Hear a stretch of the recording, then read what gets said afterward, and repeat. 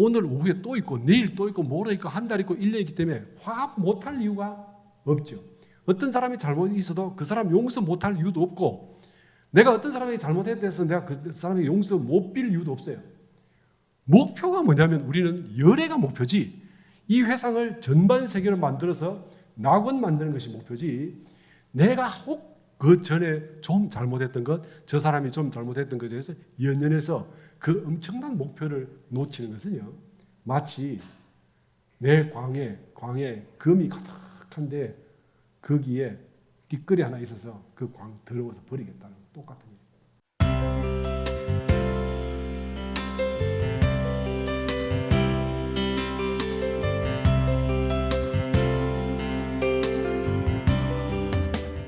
네, 오늘은 기쁘고 기쁜 법인절입니다. 우리 회상이 후처님을 알리고, 그리고 제가 출가가 함께 한다라는 것을 세상에 선언하고, 우리가 공식적으로 이제 새 회상의 주새 회상이라는 것을 인정받은 법인절입니다. 다들 잘 아시고 계시죠? 뭔 법인절을 몇 년만 다니면 다 들어봤는데 또 무슨 설교를 할까? 그래서 오늘은 제가 그 법인의 주역들이 어떤 분들인가 하는 그것을 말씀을 한번 드리겠습니다.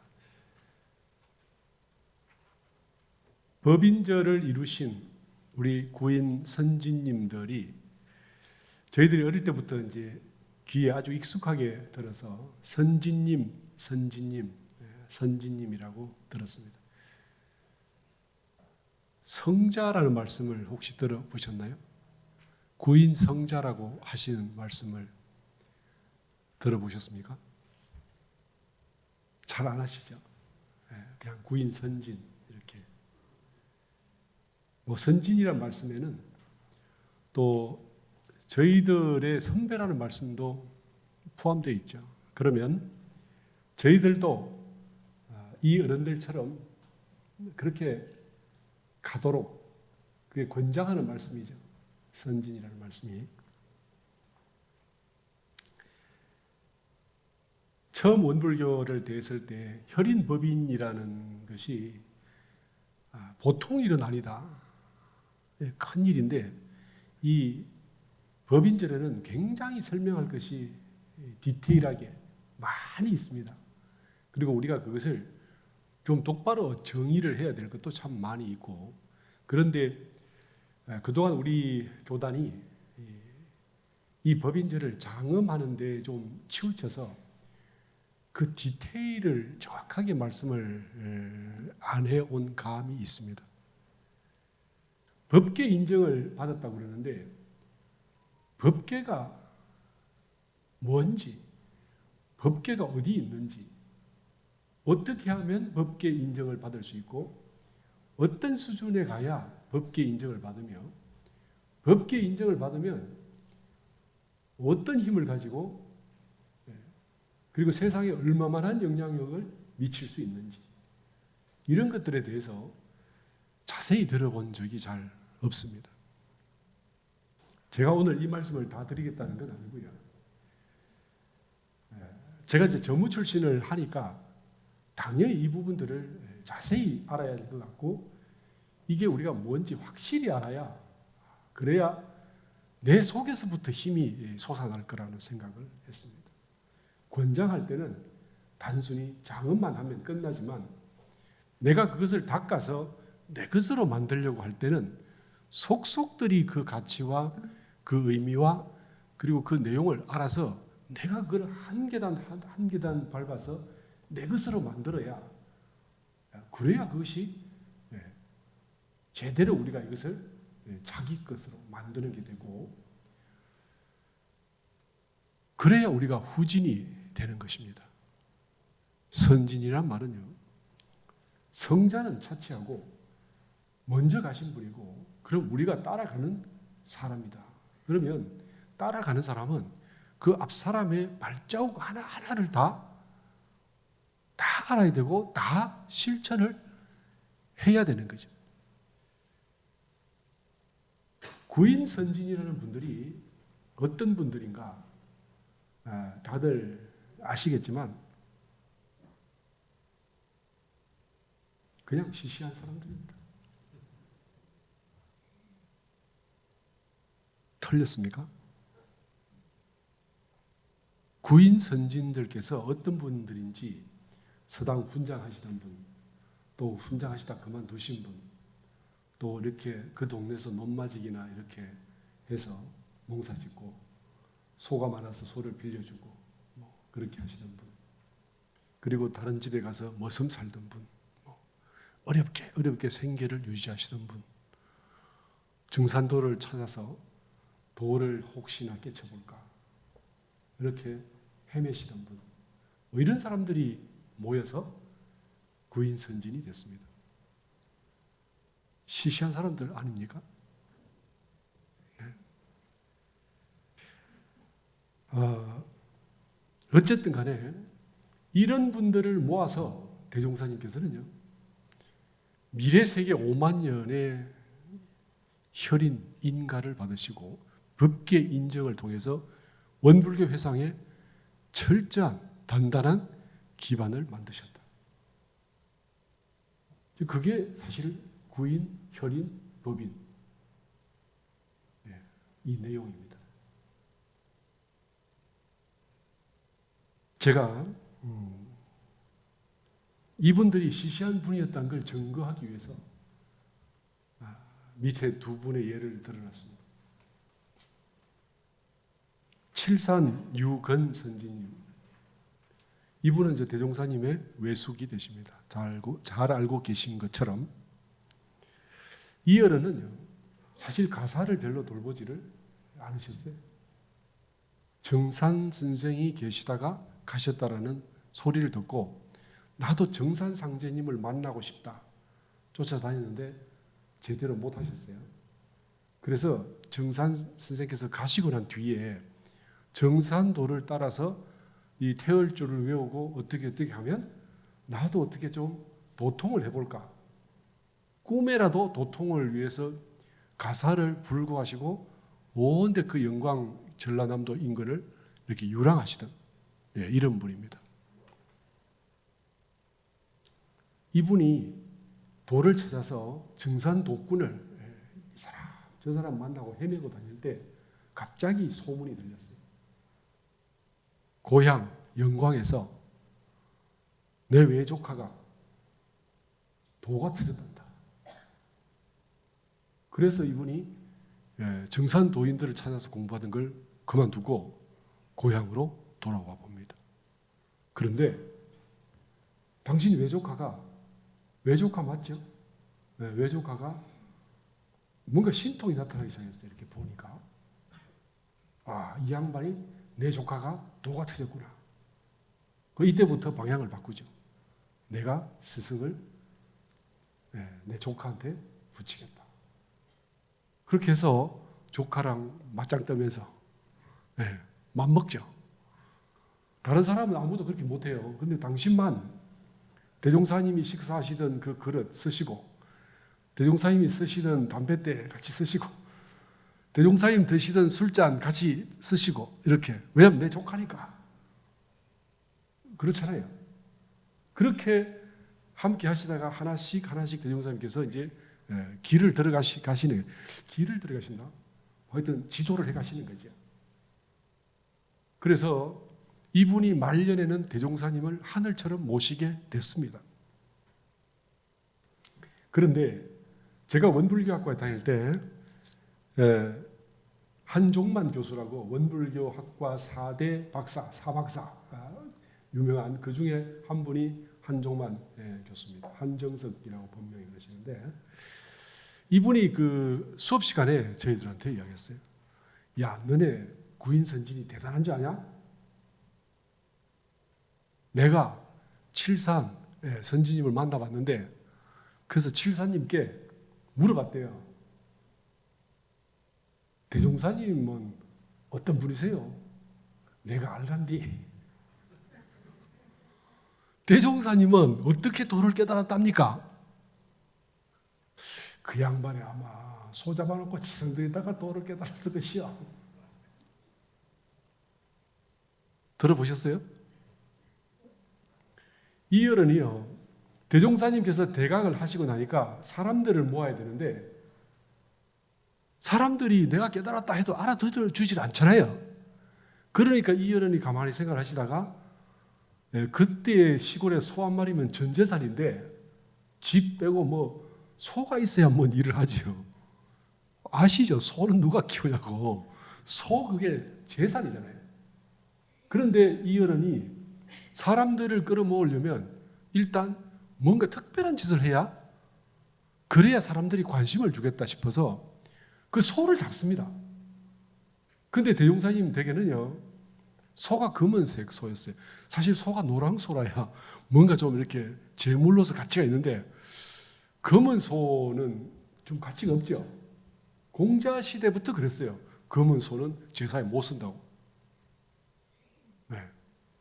근데 공자께서 하신 말씀 중에서도요, 소 중에서 제사에 못 쓴 소 일단 검은 소, 그다음 뿔이 싸납게 난 소, 삐딱삐딱 똑같이 예쁘게 안 난 털빛이 곱지 않은 소는 절대로 제사에 못 쓴다. 다른 건 기록에 나와 있지 않습니다. 다만 대종사님 댁의 소가 검은 소였다는 것만 나와 있어요. 근데 이 검은 소를 잡아요. 그러면 이제 농사 포기한 거죠. 이 소를 잡아놓고요, 당신이 그 고래고래 고함을 지르면서 꽹과리를 치면서, 이 사실은 이 꽹과리가 시끄럽잖아요. 주위 다 들리고.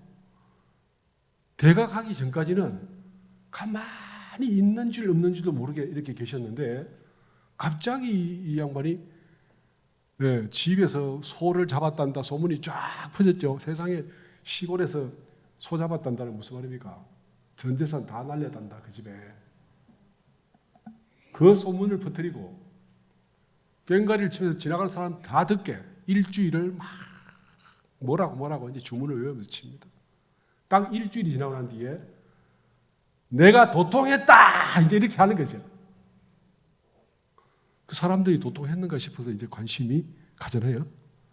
그때 이제 남이 모르는 소리, 그 진리가 깊은 소리, 이런 소리 저런 소리를 이제 하기 시작하고 예언을 하고 집에서 무슨 일이 있었는지를 꼭꼭 찔러서 맞추니까, 어제 두 양반만 집에 있었는 그 방구석에서 있었던 일들을 다 알아맞히니까 어떻게 되겠어요?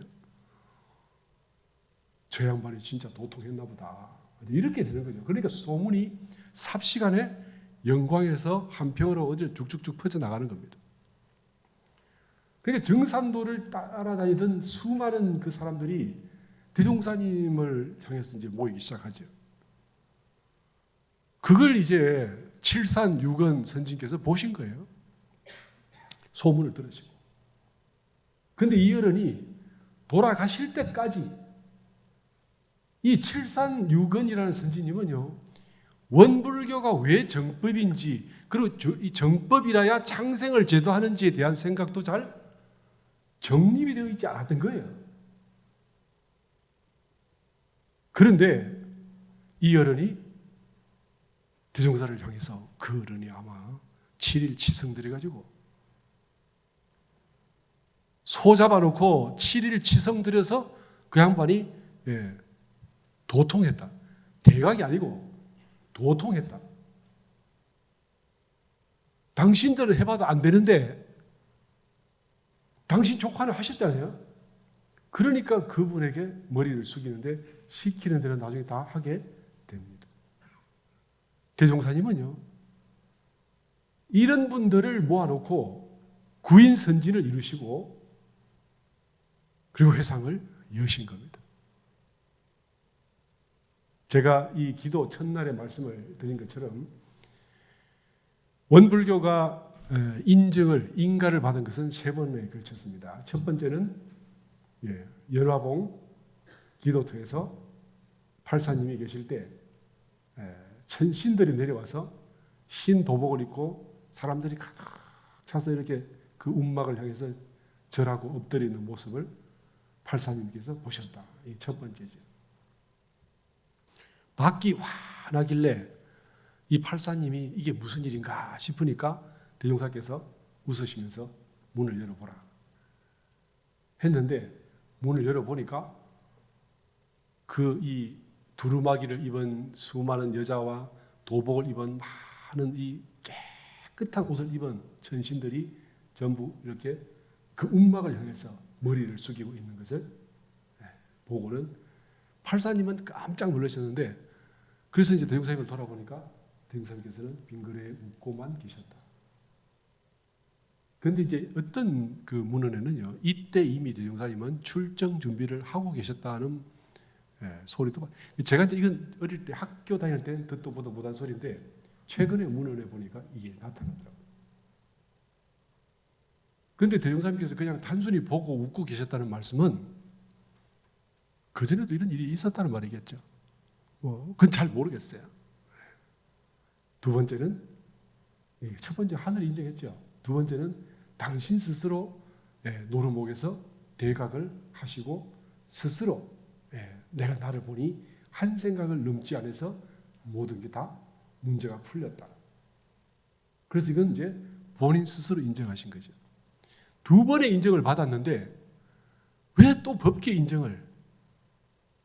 이게 뭐냐면 내 인정이 아니라 내 제자들이 이끌고 가고 열어가고 키워갈 회상이기 때문에 일을 누가 한다고요? 우리 회상에 한없는 수많이 나타날 그 제자들이 해갈 거기 때문에 너희들이 법계 인정을 받아야 비로소 회상이 시작되는 것이다. 세 번째, 법계 인정입니다. 이 일을 마치고 난 뒤에 대종사님께서는 이제 우리 회상의 성공은 결판이 났다, 이렇게 말씀을 하셨죠. 세 번째 인가를 누가 받았습니까? 구인 제자들이 받았어요. 그런데 그 구인 제자들이 대종사님이 안 계셨어도 인가를 과연 받았을까요?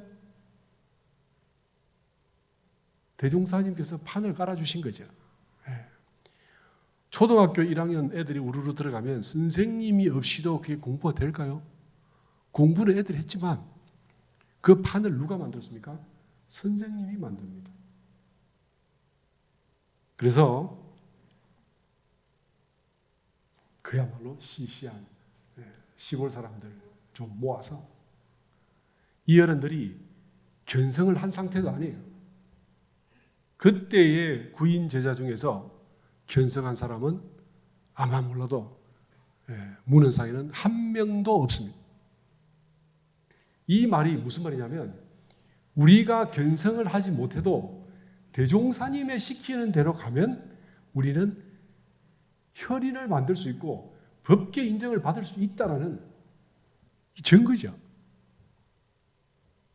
그리고 심지어 제가 금방 말씀드린 것처럼 7.3 선지님께서는 열반할 지경에 당해서도 도대체 이 회상이 무슨 회상이고 어떤 회상인지, 그리고 대종사님께서 어떤 어른인지를 모르시는 거죠. 정산 종사께서 대종사님을 종사주, 종부주 이렇게 하시다가 소태산 원각선존 소태산 열애라고 말씀하셔도 그냥 그게 그런가 보다, 이런 수준이었다는 거예요. 우리가 안 되겠습니까? 왜 우리가 안 될까요? 제가 볼 때 감히 말씀드리는데 여기 계신 단 한 분도 칠산육은 선지님보다 못한 분은 안 계시다. 제가 선언할 수 있지요. 그렇지 않습니까? 우리가 뭐가 모질라서 왜 우리는 구인 선지의 그런 일들을 못한다라고 생각할까요? 제가 볼 때 감히, 조금 제가 세게 표현하겠습니다. 감히 칠산육은 선진 같은 분이 여기 계신 강남 분들하고 내가 같은 급이라고 말할 수 없다, 저는 생각합니다. 틀렸습니까?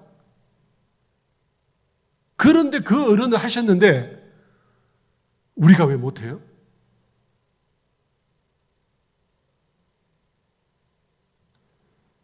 이거 말고도 많이 있는데 제가 설교나 제가 오늘 시작할 때 사실은 이 절반을 할 수 있을까? 제가 한번 해봤거든요. 근데 이거 자세히 안 할 수도 없고 빼먹을 수도 없고 다 하려니까 시간도 안 되고 그래서 하는 데까지 하다가 다음에 또 기회 되면 하겠습니다. 그렇게 결정을 했습니다. 두 번째로 이 어른이요 대각 이후에 철저하게 공심이 뭔지 아시고 공가의 표준으로 살으셨어요. 출가하신 게 아닙니다. 제가로 계셨는데 이 어른이 제가로 계시되 조금도 공가에 누를 끼치지 않는 그런 일생을 사셨어요. 제가 예를 들어보겠습니다. 우리가 2차 방언 공사를 할 때 총부에서 이렇게 그 정산종사께서 감독관을 보냅니다. 그때 2차 방언 공사는 구인 선진처럼 하신 게 아니라 포크레인으로 했습니다. 했는데 그래도 사람이 필요하잖아요. 그런데 그 일하러 이리 와요. 칠산유건 선지님께서도 당신이 먹고 살아야 되니까 일을 해야 되잖아요. 그러니까 이제 그 딴 데 일하면 막상 돈이 잘 없고 시골에 돈이 잘 없잖아요. 일터가 어디 있냐면 불법 연구회에 있죠. 그래서 2차 방언 때 오셨어요. 그래서 일을 하십니다. 그러면 이때 감독관을 하시던 교무님이 보니까 칠사님께서 일하러 오셨잖아요. 일을 안 시킬 거예요? 선지님이 연세가 많으셨는데 이 어른이 삽 들고 일하러 와서 품삯 받으러 오셨는데 안 시킬 수가 없잖아요. 일을 하시게 하십니다. 남보다 2배로 더 하셔요. 열심히 하신다고. 그러니까 옆에 가서 그 선지님 조금 쉬고 하세요.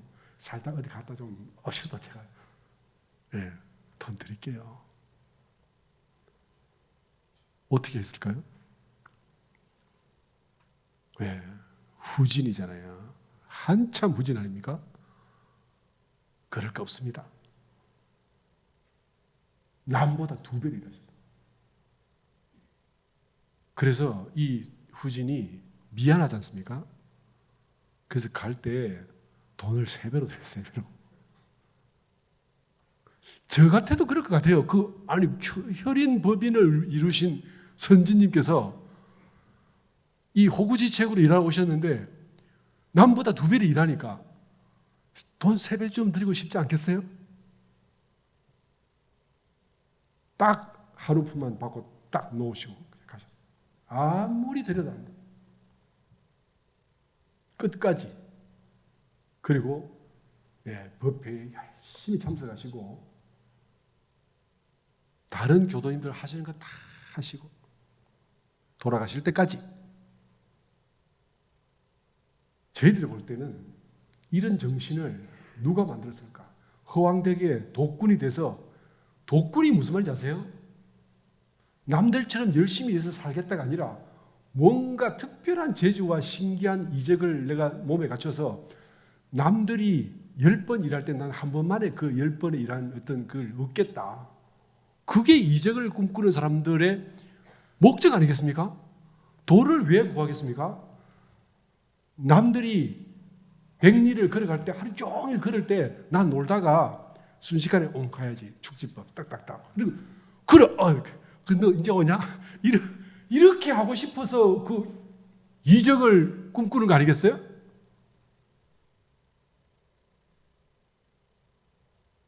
그런 어른이었잖아요. 우리 칠사님께서. 그런데 이 어른이 열반점이 어떻습니까? 정도로, 정법으로, 한 것만큼 정정당당하게, 그죠? 그렇게 사는 걸 완전히 바뀌셨잖아요.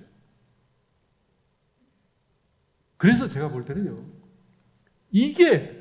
이거야말로 제가의 표준이다. 그렇죠? 우리 마음속에 사실요, 성공하고 잘 사는 사람은 정당한 방법으로 정당하게 노력해서 일가를 이루고 성공하고, 이 사람들은요, 남이 할 때 안 될 걸 할 때 될 거야라는 되는 걸 찾아내고, 남들이 포기할 때 멈추지 않고 계속 가서 남들이 이루지 못한 것을 이룬 사람들이 소위 성공한 사람들이죠. 그렇죠? 한두 번의 횡재나 어떤 임기응변은요, 결국 그 사람을 망하게 만든다는 것이 이게 진리인데, 그 당시에 도를 찾는 사람들이, 소위 독군들은 하나같이 이런 생각을 하고 있었다. 그런데 이걸 대종사님께서 딱 바꿔놓으셨죠. 확실하게 원불교 죄가가 무엇인지 제대로 바꾸는 것이, 표준이 뭐냐? 칠산이에요. 저 생각합니다.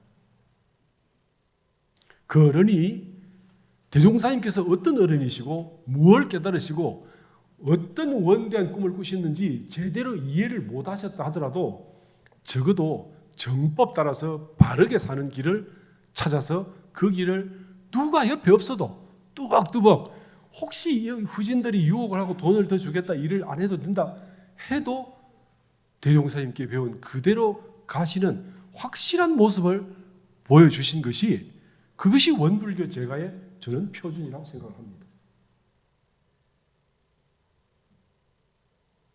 그리고요, 이 정도 수준의 어른이 혈인 법인을 이루었잖아요. 원불교의 천추만대에 빛날 대사업을, 대공사를 이루셨잖아요. 거기에는요, 지식도 필요 없고 잘난 것도 필요 없고 우리 법을 바로 알았다도 필요 없습니다. 온전한 정신과 세상을 위한 간절한 마음과 실제로 그 마음으로 죽음을 향해서 기도해 나아가는 그 걸음이, 그것이 성공을 이뤄낸 것이다, 저는 생각을 합니다. 저는 교단에서, 우리 어떤 교당에 가든지 그 교당의 주인은 어떤 분이냐면요, 저는 이런 분이 그 교당의 주인이고, 제가 그 어떤 교당에 가도 그 교도님들을 만나서 일할 때는 이런 분을 잡습니다. 그러면요, 실패하잖아요. 대종사님께서, 칠산 선지님께서 보여주셨잖아요. 속도가 빠르다 늦다, 물론 이 강남교당 같은 데서는 다른 사람보다 좀 빨라야 될 필요가 있습니다. 다른 500여 개의 교당들의 모범이 되고 거기에 어떤 모델이 되고 에너지가 되도록 할 필요가 있어요. 그렇지만 그렇다 하더라도 이 교당은 역시나 그런 정신이 가장 기본이 된다는 것은 자명한 사실입니다. 두 번째로, 팔산 김광선 선지님, 대봉도님을 말씀드리겠습니다.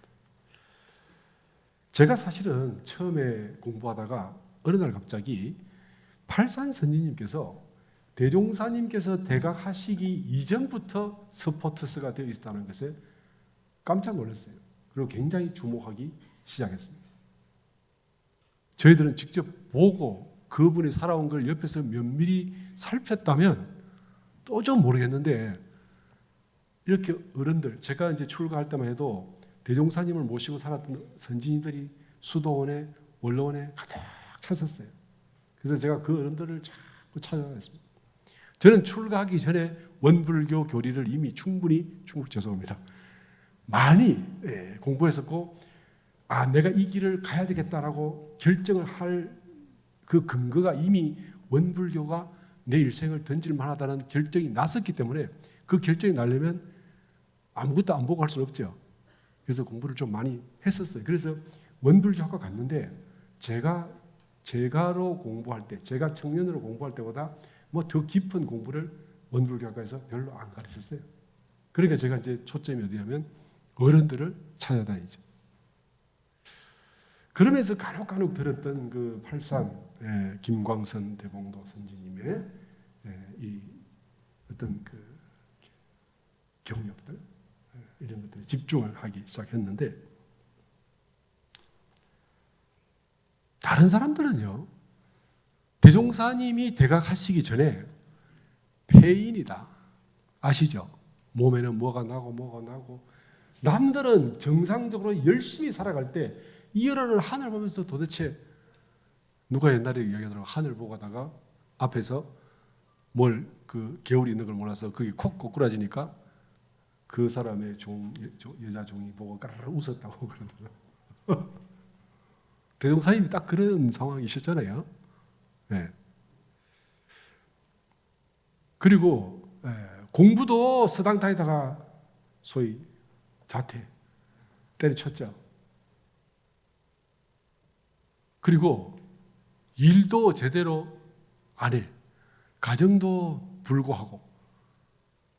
그런데 뭐 이것저것 한다고, 그죠? 뭐 거지를 불러서 뭐 의뢰하고 뭘 하고 이상한 짓만 골라 해. 그러다가 이제 어때요? 남들하고 눈도 안 맞추고 사이관계 나누고 멍하니 앉아있고 멍하니 서있고 그러니까 사람들이 돼요. 저와 저 사람 이상한 사람이야. 다들 피하죠. 그런데 왜 그때 팔사님은 대종사님께 주목을 하셨을까요? 당신이 먹을 게 없어서 쩔쩔맬 때, 배를 골아서 집이 엉망일 때, 그때 살 이렇게 갖다 주시고 먹을 걸 챙겨주신 분이 항상 팔사님이셨어요. 칠산육언 그 선지님께서 대종사님 집이 완전히 어려워져서 어떨 줄을 몰라 할 때, 그때에 그 이산 이순순 대봉도님을 에게 부탁을 해가지고 타리섬으로 파시를 가죠. 파시.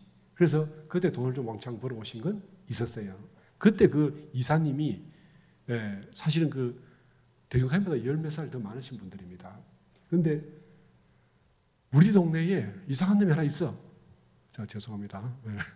그래서 다들 안 쳐다보는데 내 친구, 그죠? 한 사람이 우리 저 조카 저거 좀 이렇게 먹고 살게 좀 해주게, 저 좀 같이 좀 데려가면 안 되겠나 부탁을 해서 타리섬 갔다 와서 조금, 그게 유일하게 동네 도움을 받았던 내용입니다.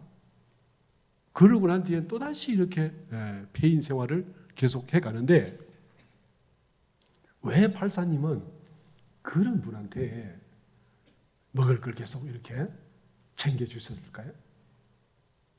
다른 사람은 그 사람 이상하다 무서워서 이렇게 돌아가는, 동네 이렇게 늘 다니는 길목에 그 앞에 딱 앉아 이렇게 계시니까 이제 그 길에 풀이 나도록 사람이 안 다니고 옆으로 다 지나다니고 그러는데 왜 이분한테 유독 그렇게 도와주셨을까요?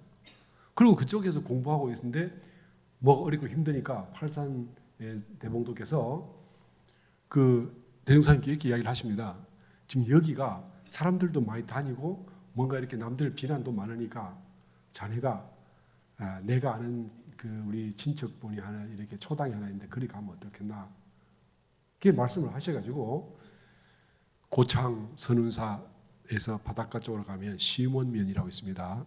그 시몬면 제가 이제 저는 대종사님 가신 데는 다 가보겠다는 이제 그 작정을 하고 막 다녔어요. 그 찾아가봤는데 뭐 심심산골은 아닙니다. 야트막한 산에 뭐 인적이라고는 없는 뭐 그런 아주 시시한 동네에, 그것도 이제 그 야산 한가운데 뭐 사람들은 거의 명당을 좋아하는데 제가 아무리 봐도 막 그냥 모르겠어요. 제가 본 풍수 가지고는 안 되는가 몰라도 뭐 얄궂은 조그만한 산 하나에 구퉁이에 비탈에 거기다가 이렇게 움막이 하나 있는데 거기다가 이 대종사님을 소개해서 거기서 이제 겨울을 하고 죄송합니다. 입정하고 선을 하시게 됩니다. 거기에다가 대종사님을 소개해서 모셔놓고, 다른 당신이 머슴이 많거든요. 팔사님이라는 분은 원래 그 당신이 이제 숙부가 이제 자녀가 없었어요. 그래서 응자 칠자 쓰시는 그 숙부에게 출계를 합니다. 아들로. 그래서 이제 거기 어른 숙부의 재산을 이제 당시 혼자 받게 되죠. 그러니까 뭐 그래도 큰 부자는 아닌데 이분이 눈썰미가 좋고 촉이 좋으면서 집중하는 힘이기 때문에 다른 사람이 이렇게 비난하면, 보통의 시시한 사람은요, 한 사람이 비난하면 다 같이 뭐 같이 욕하고, 그죠? 그 다음에 내가 생각할 때 좀 저 아닌 짓이다 싶으면 그거 하나 가지고 저 사람 전체를 평가해버리고, 이게 뭐냐면 시시하면서 성공 절대로 못하는 사람들의 특징이잖아요, 이게. 네. 그렇지 않습니까? 네. 그런데 뭔가 성공하는 사람은요, 남들이 그러는데 저게 그 말 그럴까? 내 눈으로 확인하는 뭔가 있어요. 그리고 그게 맞다 싶으면 해보는 거죠. 해보고 가능성이 있으면 남들은 중간에 포기해도 끝까지 밀고 나가서 반드시 성공하는 그런 기질을 가지고 있잖아요. 팔사님께서 딱 이러셨단 말이에요. 남들이 다 제꼈는데 12살이 어리잖아요. 그죠? 그뿐인데 저 양반이 저와 저놈이 왜 저럴까? 제가 저놈 죄송합니다. 죄송합니다. 남들은 이상하게 보는데 뭔가 저 사람이 이유가 있지 않을까? 그거를 생각해보고 찾아내는 거죠.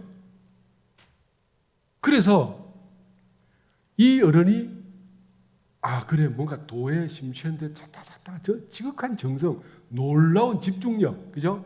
한결같이 이렇게 일생에 다른 것을 대종사님이라고 맛있는 거 모르고 남들이 인사할 때 기분 좋은 거 모르고, 그죠? 그다음 다른 사람과 이렇게 함께 어울리면서 이렇게 사람 사는 맛을 즐기는 걸 모르셨을까요? 그런데도 불구하고 저 사람이 저렇게 하는 데는 뭔가 이유가 있지 않을까? 거기에 집중하시면서 이 어른을 보면서 그 눈썰미 놓치지 않는 거죠. 그래서 이분이 집중하니까 저 뭔가 있다. 혹 실패할지 모르더라도 같은 동네에서 크는 후배를 저렇게 어려운데 뭔가 인정적으로 도와줘야 되지 않을까. 남들은 다 없을 때 밤에 쌀을 갖다 놓으시고 어쩌고 이렇게 하시다가 나중에 이 연화봉 초당터에다가 소개를 해서 거기 지내도록 하고, 당신이 직접 영광 길룡리에서요 고창 선사까지 쌀을 몇 마리를 짊어지고 가십니다. 모섬이 많다니까요, 그 양반이.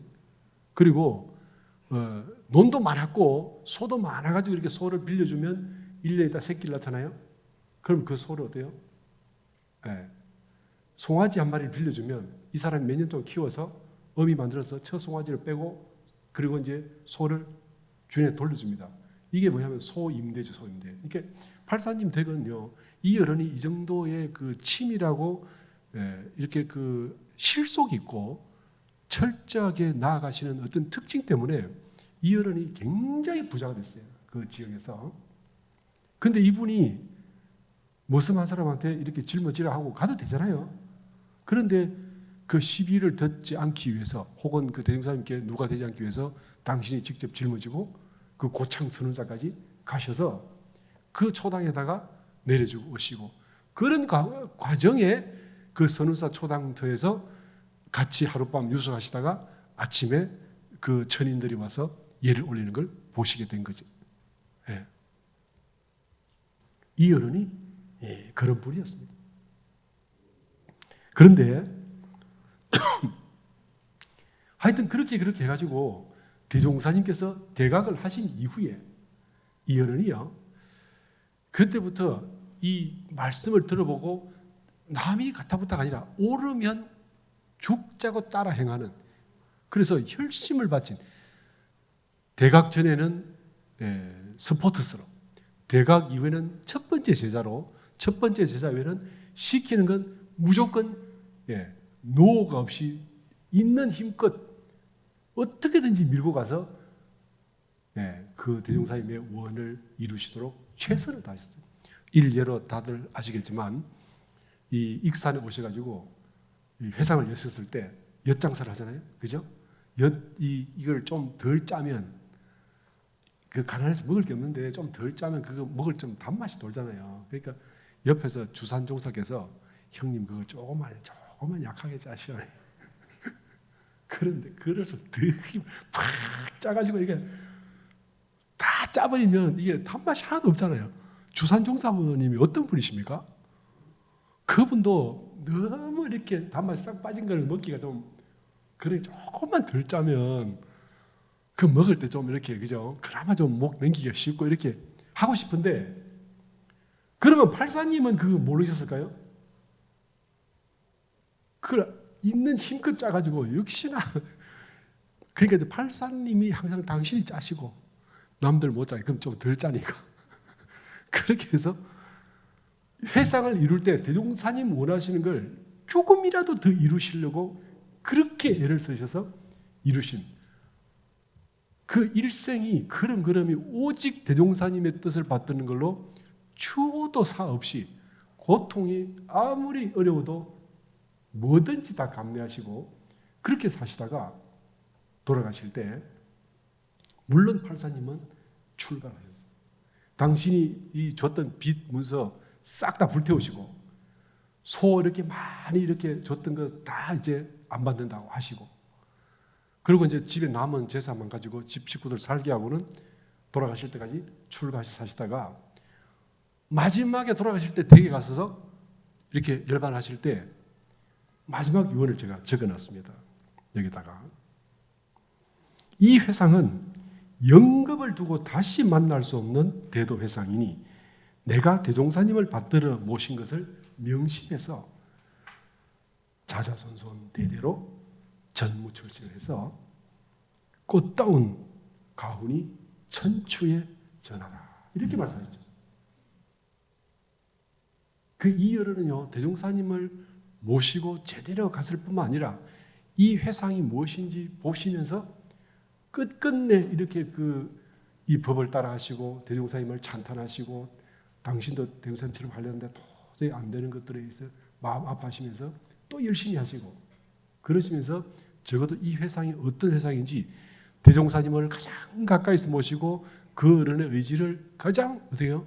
밑에서 직접 받들고 최선을 다해서 사시다가 돌아가실 때까지 이 길이야말로 회상을 살리는 길이다. 이렇게 생각하시고 대종사님 모시기를 하늘처럼 모시고 내 자자손손 대대로 계속 전무 출신을 해서 천추에 우리 가문은 항상 전무 출신이 나오는 그런 집안을 만들어 달라.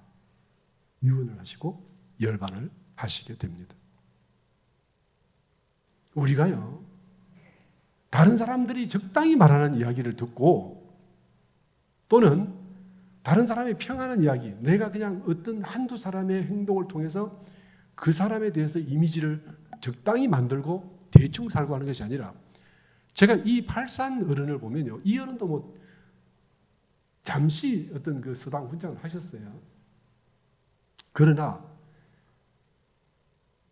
지금 시대든 그 시대든 촉이 이렇게 분명히 있으셨고 그리고 그걸 통해서 딱 당신이 맞으면 강력한 소신을 가지시고 죽기 살기 한 번 결정한 것은 뒤를 돌아보지 않고 밀어붙이는 그 추진력으로 대종사님의 1등 제자가 되신 거예요.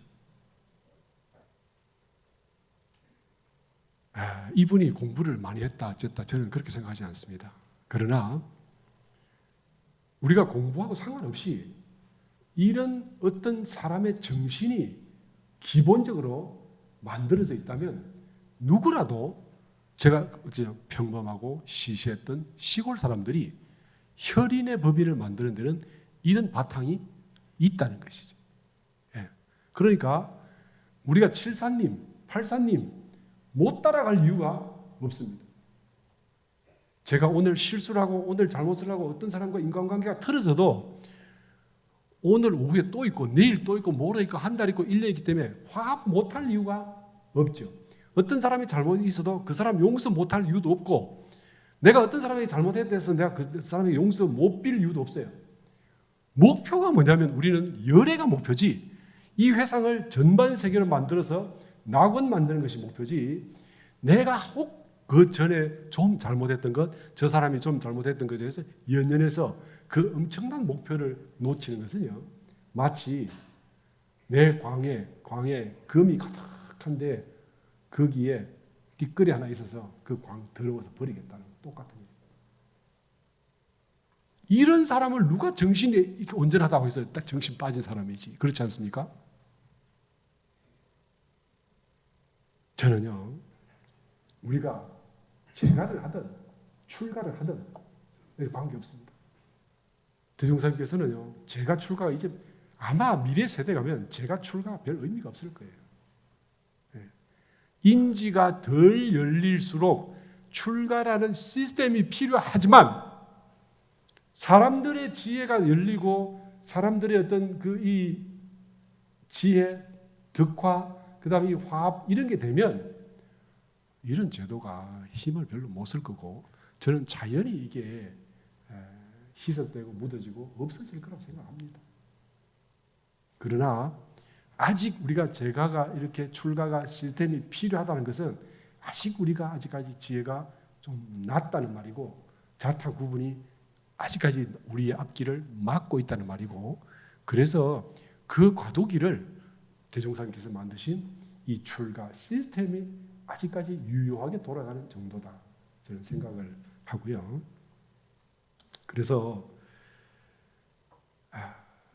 내가 우리 구인 선진처럼 구인 선진이 제가 이 나쁘게 표현하면요 시골의 무지랭이 이런 사람들이 모여서 5만 년 회상이 주역이 되어버린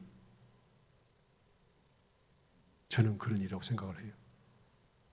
그러니까 나의 자질이 문제가 아니라 지금 내 가슴 속에서 일으키는 열정과 의지와 신심이 다른 사람, 내 앞에 오는 사람들마다 화합을 하겠다. 그 사람하고 반드시 좋아져서 진급을 시키고 나도 진급을 하겠다는 이 의지가 저는 결국 법인, 혈인의 우리에게 주는 메시지다라는 생각을 합니다. 오늘 여기까지 하고 마치겠습니다.